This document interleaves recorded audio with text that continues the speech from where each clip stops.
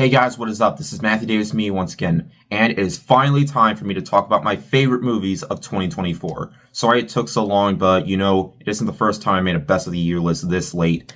There were just too many movies that came out I wanted to catch first, you know the drill, but now I've pretty much seen all the movies I wanted to see before making this list.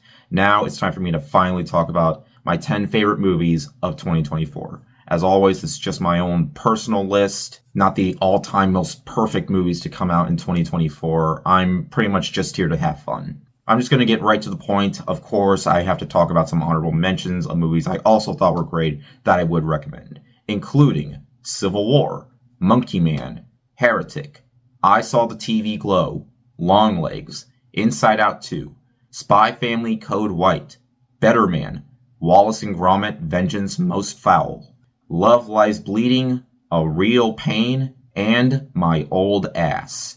Now, with all that being said, let's get to the movies that made the list. It can be hard to adapt a Broadway musical into a film, but when you got the director of The Overlooked in the Heights behind the camera and the right cast, you got yourself a hit that audiences and critics can agree for once. That being Wicked. This may only be part one, but even if it was just a standalone film, I would still be satisfied with the whole thing. The casting of Cynthia Erivo and Ariana Grande was truly a smart choice that manages to pay off, and where this leads with part two, I can say I can't wait to see them again. From its outstanding scenery to its catchy tunes that made people want to sing in the theater, I may have never watched the Broadway show, but you don't really have to see it to enjoy it.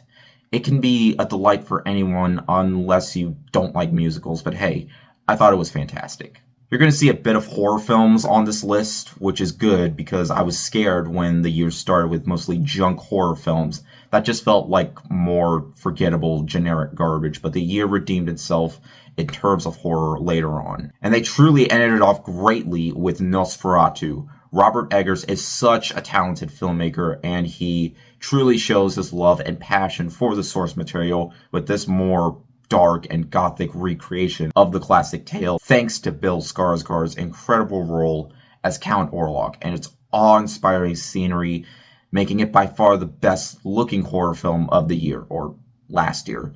It may be a slow-moving film, but when Eggers takes his slow movement in the film with phenomenal performances and a build-up that truly makes its 2-hour and 12-minute runtime worth it, it made me forget it was that long. It's truly a work of art, showing Eggers is a director you can trust. It's a shame that this next entry was mostly ignored in favor of a bland recreation of Garfield that failed to make me care about Garfield's daddy issues, because Furiosa, a Mad Max saga, was a blast from beginning to end.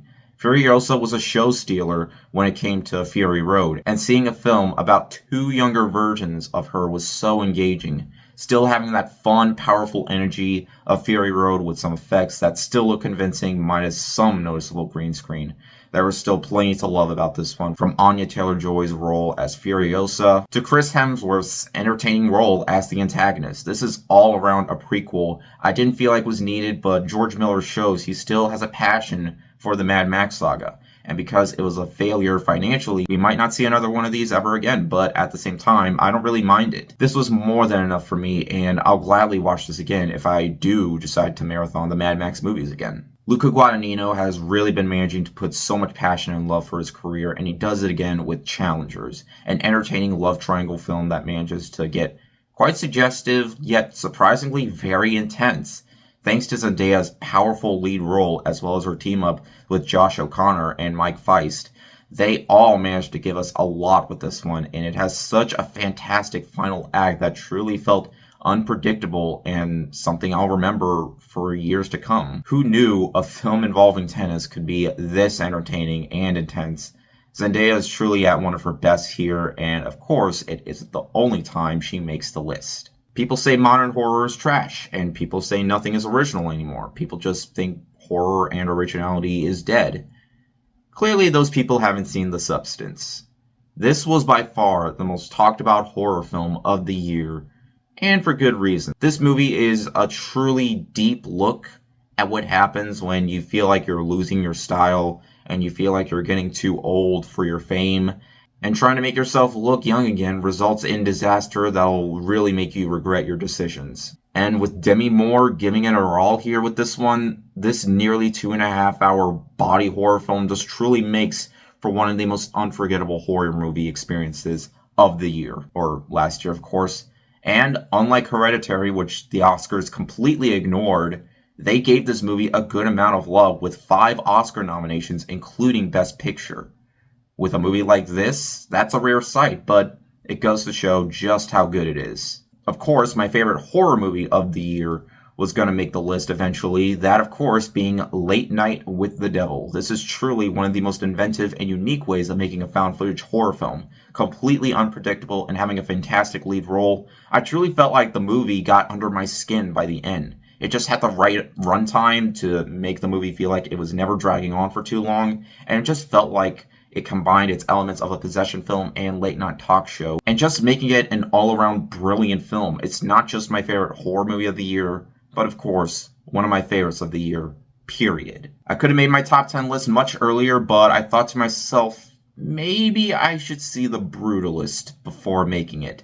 And I did, and oh man, was it worth it. It may be over 3 hours long, it may be focused on lots of dialogue, but you know what else was? Oppenheimer.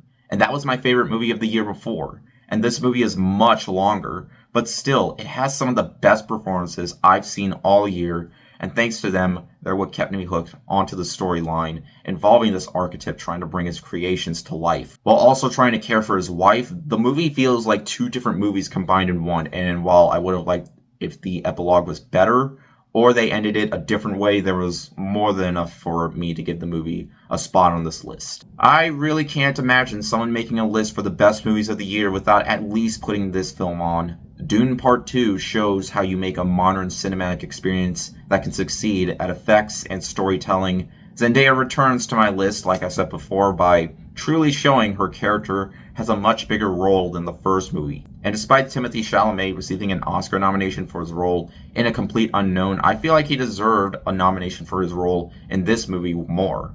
Don't get me wrong, he was great in that movie, but both Timothée and Zendaya have given such incredible roles in this franchise, and unlike what comic book movies are doing nowadays, never has a movie looked this convincing with its CG and green screen technology. It's like when we were all mesmerized with Avatar for the first time. This movie definitely does well, not just with all that, but also telling its story, and while it does open for a third part, it doesn't hide the fact that this movie is still great on its own. Denis Villeneuve has proven he is an artist. At number 2, we get into my favorite animated movie of the year, which is a very cliche choice, but hey, you want me to lie and say it's Megamind vs. the Doom Syndicate? No, that would have to go to DreamWorks' other movie to come out this year, The Wild Robot.